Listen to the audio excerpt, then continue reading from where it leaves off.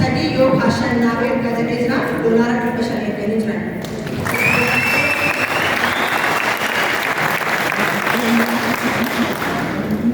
Kanaafuu kitaaba kana beekamu barate ana keessaa mullee rakkinaan garuu keessa guddaa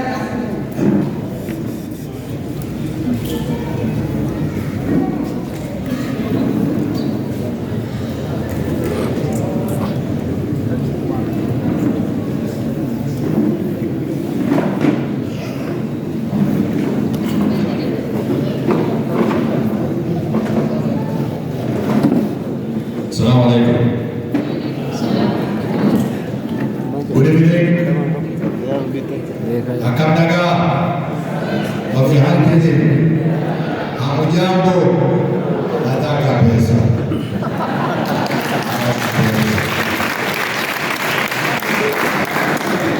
Afaka China ne bandara da. So let's do official launch. मैं मोहम्मद इमाम सियामा शेख इब्सा सियामा मसरत आते अस्कोती Guyo Ascotti, let's do official launch and then we open the laser now.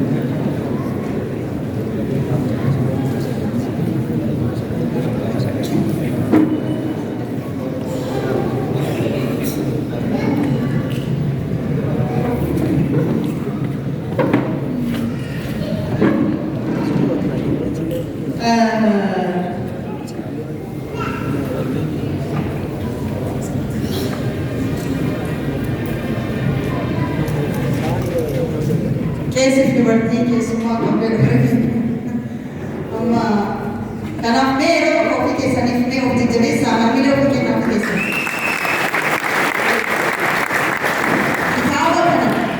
Kitaaba hin duune dhuguma mata dureen isaa positive energy hin duune yoo ta'u waan itti dhagahama.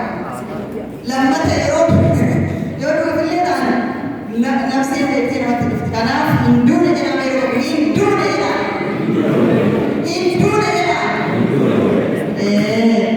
Kanaaf kitaabni kun kitaaba qaalii kabajamoo isaantu kitaaba kana annaaf feertanii ammoo kophaa koo hin barru isinillee gumaacha jedhanii saayibbar isaanis isaan hunda yommuu waamanii kitaaba hin duune shilinga 1,100 130 bananiira maal abbaas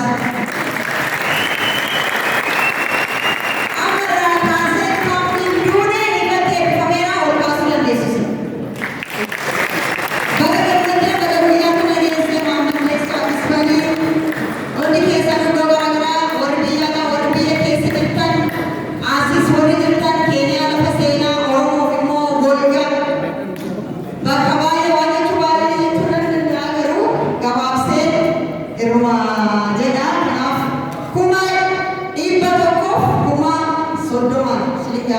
banamee jira. Kana booda itti fufaa hundi keessan maal isinirraa eegamu itti fuftuu caaltu waliin.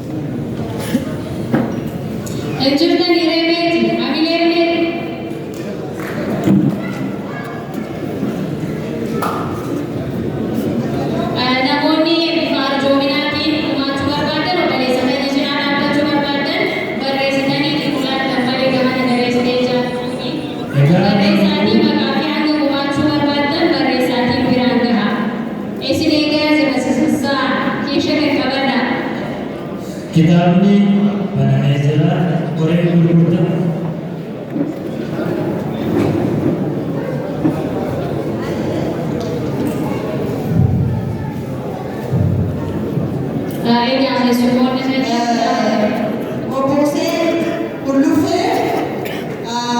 Shilinga 50 kennanii amillee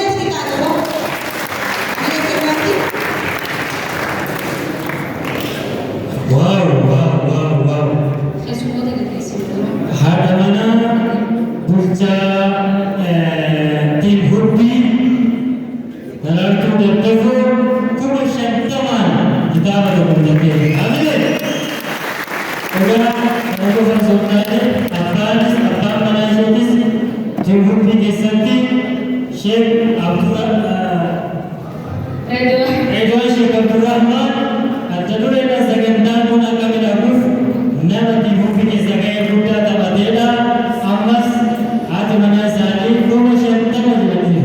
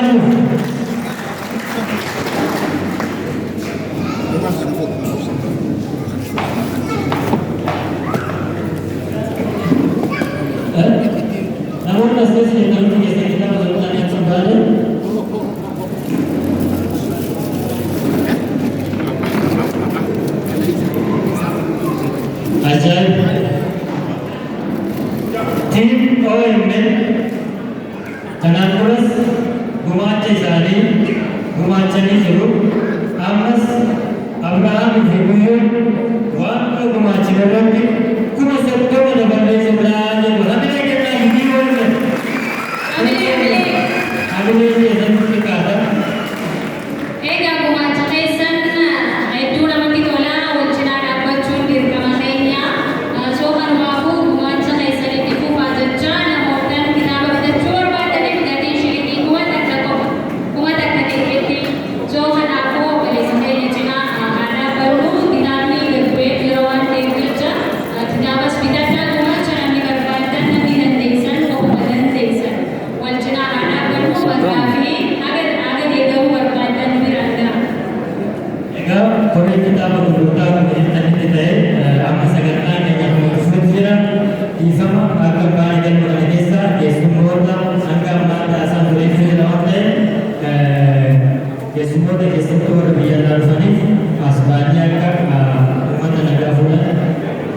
jenna tulis akan socho'an tokkollee kanadhaan suuraan barreessaa jabaa biyya irraa dhufe obboleessa keenyaa irratti argama jedhee walaloo qabaa Saifuddin Amina Nangara waltajjiitti musimadhaa Saifu